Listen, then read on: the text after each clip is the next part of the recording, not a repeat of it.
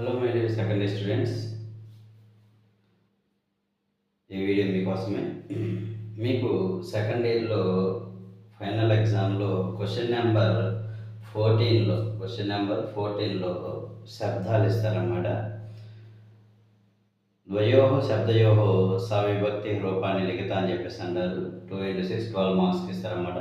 మీకు ముఖ్యంగా మరి 4 మోడల్స్ ఉన్నాయి. పుంలింగ శబ్దాలు, స్త్రీలింగ శబ్దాలు, నపుంసకలింగ శబ్దాలు, సర్వనామ శబ్దాలు అని చెప్పేసి.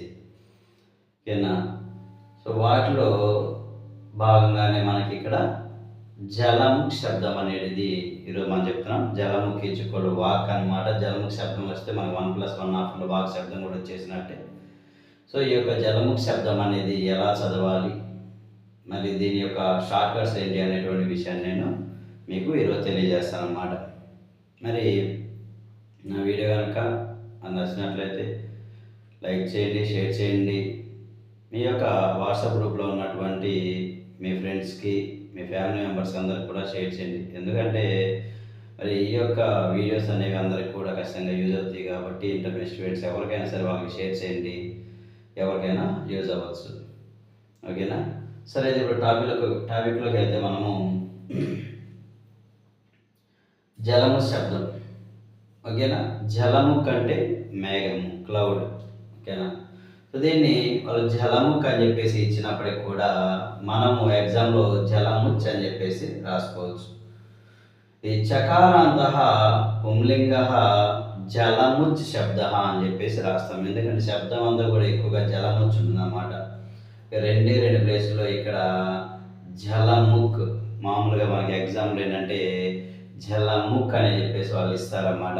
మనము దీన్ని జలముచ్ శబ్దంగా అనుకోవాలి, జలముచ్ శబ్దంగా చదువుకోవాలి.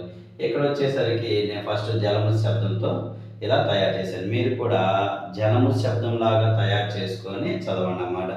ఓకేనా? ఇప్పుడు శబ్దం అనేది ఎలా చదవాలో చూద్దాము. ఆ తర్వాత ఇందులో మీరు గుర్తుపెట్టుకోవాల్సినటువంటి అంశాలు, షార్ట్ కట్స్ అన్నీ కూడా మీకు తెలియజేస్తాను. ఓకేనా? వీడియో స్కిప్ చేయకుండా ఎండ్ వరకు చూడండి, మీకు ఖచ్చితంగా ఇది యూజ్ అవుతుంది అన్నమాట. చూద్దాం. ఇక్కడ చకారాంత పుంలింగ జలముచ్ శబ్ద, ఏకవచనం, ద్వివచనం, బహువచనం, లాస్ట్లో విభక్తి అని చెప్పేసి రాసేసి మనము వీటిని ప్రతిదానికి ప్రథమ విభక్తి, సంబోధన ప్రథమ విభక్తి ఇలా కాకుండా మరి షార్ట్కట్లో మరి మనము రాసుకోవచ్చు అన్నమాట ఎగ్జామ్లో కూడా. మరి అయితే ఇక్కడ వచ్చేసరికి జలముచ్, జలముచ్చౌ, జలముచః. హే జలముచ్, హే జలముచ్చౌ, హే జలముచః. జలముచ్చం, జలముచ్చౌ, జలముచః.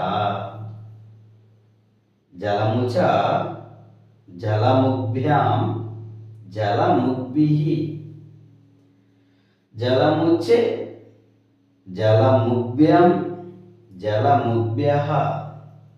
జలముచః, జలముచో, జలముచ, జలముభ్యం, జలముభ్యః. జలముచః, జలముచో, జలముచాం, జలముచి, జలముచ్చో, జలముక్షు. తర్వాత మనం విభక్తులు ఒకేసారి రాసుకోవచ్చు. ప్రథమ విభక్తి, సంబోధన ప్రథమ విభక్తి, ద్వితీయ విభక్తి, తృతీయ విభక్తి, చతుర్థి విభక్తి, పంచమీ విభక్తి, షష్ఠీ విభక్తి, సప్తమీ విభక్తి అని.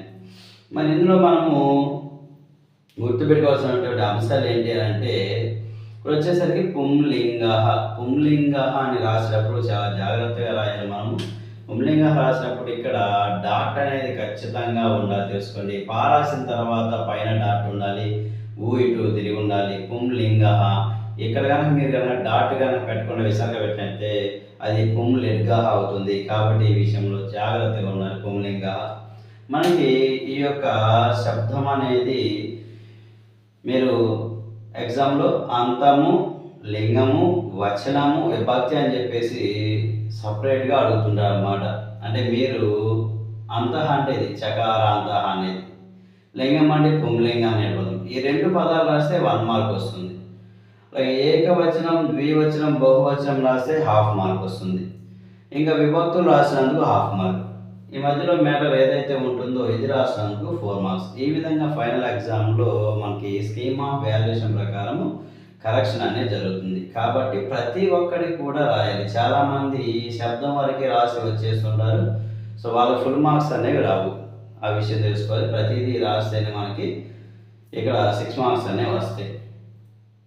ఇంకా ఇక్కడ వచ్చేసరికి ఇంకా జలము ఈజ్ ఈక్వల్ వాక్ లేదా వాచ్.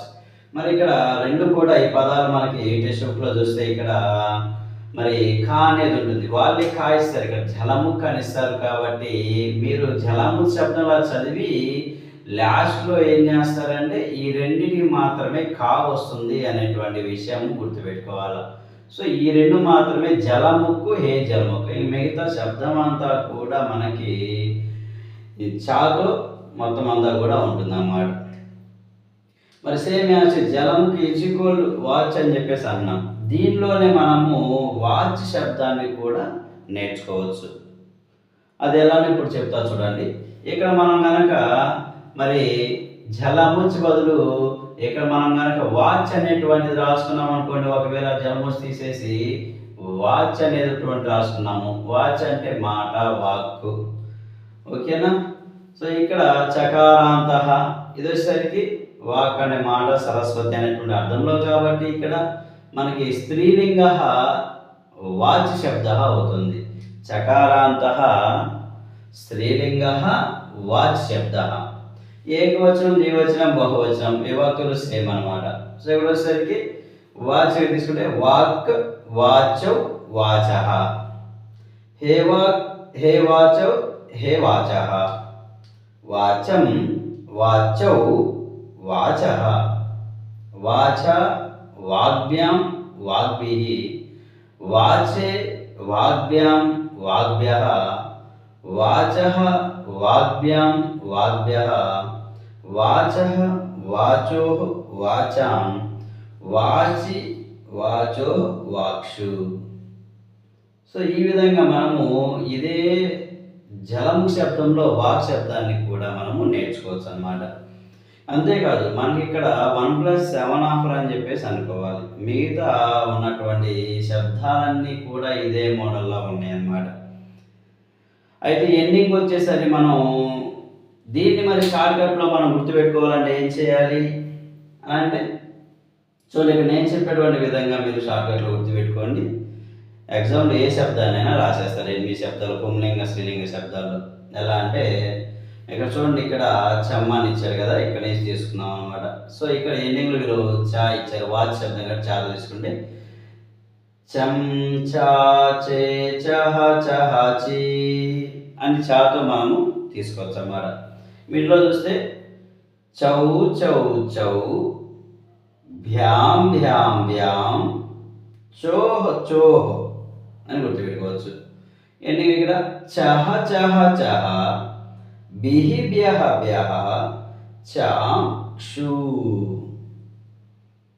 ఇదనమాట. మనము చా అనేటువంటి అక్షరం, వాళ్ళు ఇచ్చిన చా అనేటువంటి అక్షరాన్ని తీసుకున్నా, లేదా నెక్స్ట్ శబ్దాల్లో ఉన్నటువంటి వన్ని శబ్దం కానీ ఏదైనా శబ్దాలు జాని తీసుకున్నాం అనుకోండి, సర శబ్దంలో కానీ, అప్పుడు సేమ్ అట్లానే జం, జా, జే, జహ, జహాజీ. జౌ, జౌ, జౌ, భ్యాం, భ్యాం, భ్యాం, జోహ్, జోహ్, జహ, జహ, జహ, బిహి, బ్యహ, బ్యహ, జాంక్షు. ఇలా అదే లేదు అసలు ఈ చాతో కాకుండా విడిగా తీసుకుంటే ఎలా వస్తుందంటే ఇక్కడ చూడండి, అం, ఆ, ఏ, అహ, అహాయి అనే మోడల్లో ఉంటుంది. అం దీనిలో ఉన్నటువంటి ఎండింగ్ తీసుకోవాలి. అం, ఆ, ఏ, అహ, అహాయి. తర్వాత ఇక్కడ వచ్చేసరికి ఔ, ఔ, ఔ, భ్యాం, భ్యాం, భ్యాం, ఓహో, ఓహో అని తీసుకుంటాం.